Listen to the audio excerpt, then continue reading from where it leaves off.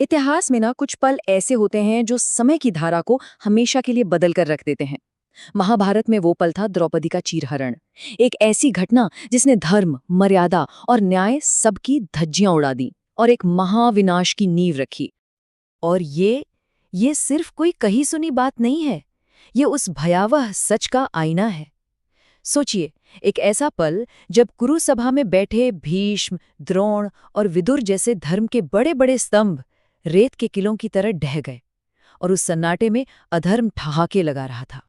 तो सवाल ये है कि ये सब शुरू कहाँ से हुआ? जवाब है शकुनी के पासों से। लेकिन वो पासे सिर्फ हाथी दांत के टुकड़े नहीं थे। नहीं, वो पांडवों के सम्मान, उनके भविष्य और उनके अस्तित्व को निगल जाने वाला एक भयानक षड्यंत्र थे। हर दाव एक जाल था और हर चाल एक धोखा। और धर्मराज युधिष्ठिर, वो उस जाल में ऐसे फंसे कि बस फंसते ही चले गए। एक एक कर सब कुछ दांव पर लगता गया। पहले इंद्रप्रस्थ का साम्राज्य गया, फिर सारी धन संपत्ति चली गई, फिर एक एक करके अपने भाई। और हद तो तब हो गई जब युधिष्ठिर ने खुद को भी दांव पर लगाकर हार दिया। और जब कुछ नहीं बचा तो शकुनी ने वो जहर उगला जिसकी कल्पना करना भी पाप है। अभी द्रौपदी बची है। और बस यहीं पर वो खेल खेल नहीं रहा, वो खेल खत्म हो चुका था। अब शुरू होने वाली थी क्रूरता की वो काली रात जो सदियों तक याद रखी जानी थी। अब बात पासों की नहीं थी, अब बात थी उस भरी सभा की जहां सरेआम न्याय की हत्या होने वाली थी। दुर्योधन का अहंकार वो तो जैसे गरज उठा और उसने हुक्म दिया, और उसका भाई दुःशासन उस पाप को करने के लिए दौड़ पड़ा। उसने पांचाल की राजकुमारी को, पांडवों की पत्नी को, हस्तिनापुर की कुलवधू को उसके केशों से पकड़कर घसीटते हुए उस सभा में लाकर खड़ा कर दिया।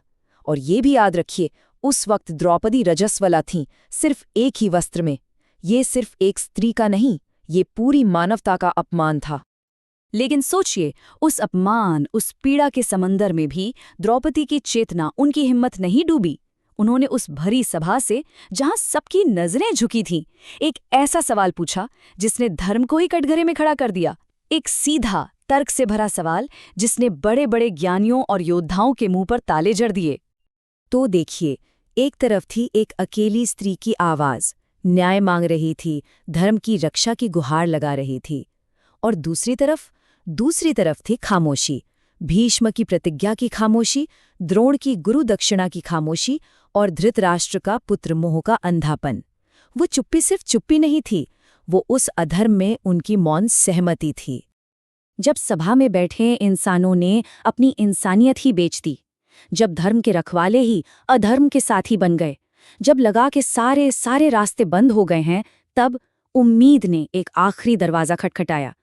क्योंकि कहते हैं ना, जब मनुष्य अपनी सीमाओं पर पहुंचकर हार मान लेता है, तब ईश्वर अपना काम शुरू करता है। दुर्योधन द्रौपदी के सवालों से तिलमिला गया। उसने अपनी मर्यादा की, अपनी इंसानियत की जो आखिरी दीवार थी ना, उसे भी गिरा दिया।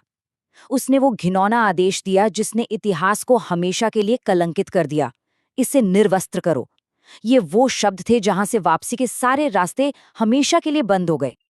और जैसे ही दुशासन ने उनकी साड़ी पर हाथ डाला, द्रौपदी ने एक नजर अपने पतियों को देखा, अपने गुरुजनों को देखा। सबने नजरें झुका लीं। जब हर इंसान से उम्मीद टूट गई, तब उन्होंने दोनों हाथ ऊपर उठाए और अपने आखिरी सहारे को पुकारा। वो पुकार किसी रानी की नहीं थी, वो एक भक्त की थी, एक आत्मा की थी। हे कृष्ण, हे गोविंद। और वो पुकार द्वारका में बैठे कृष्ण तक पहुंच गई। और फिर जो हुआ वो एक चमत्कार था। दुशासन साड़ी खींचता रहा और साड़ी वो बस बढ़ती रही। उसका बाहुबल, उसका अहंकार सब थककर चूर हो गया। पूरी सभा साड़ियों के ढेर से पट गई, पर द्रौपदी की लाज पर आंच तक नहीं आई। कृष्ण ने यह साबित कर दिया कि जो उन्हें सच्चे मन से पुकारता है, वो कभी अकेला नहीं होता। द्रौपदी की लाज तो बच गई, हाँ, पर जो जख्म लगा था ना, उसका जहर पूरी सभा में फैल चुका था। अब वहां चमत्कार का आश्चर्य नहीं था, बल्कि आने वाले महाविनाश का एक खौफनाक सन्नाटा था। अपमान की वो आग अब एक ऐसी ज्वाला बन चुकी थी जो पूरे कुरुवंश को जलाकर राख करने वाली थी। और उसी अपमान की आग में तपकर द्रौपदी ने वो प्रतिज्ञा ली जिसने इतिहास की दिशा ही मोड़ दी। ये प्रतिज्ञा सिर्फ एक स्त्री के अपमान का जवाब नहीं थी, नहीं, ये कुरु वंश की मृत्यु का वारंट थी। और उस एक प्रतिज्ञा ने महाभारत के युद्ध को अटल अवश्यंभान बना दिया। तो ये घटना ये हमें एक बहुत बड़े सवाल के सामने लाकर खड़ा कर देती है कि जब रक्षक ही भक्षक बन जाएं, जब न्याय करने वाले ही अन्याय पर चुप हो जाएं, तो क्या धर्म की स्थापना के लिए विनाशी एकमात्र रास्ता बचता है? ये सवाल सिर्फ महाभारत का नहीं है, ये हर उस समाज का है जहां अन्याय के खिलाफ आवाजें खामोश कर दी जाती हैं,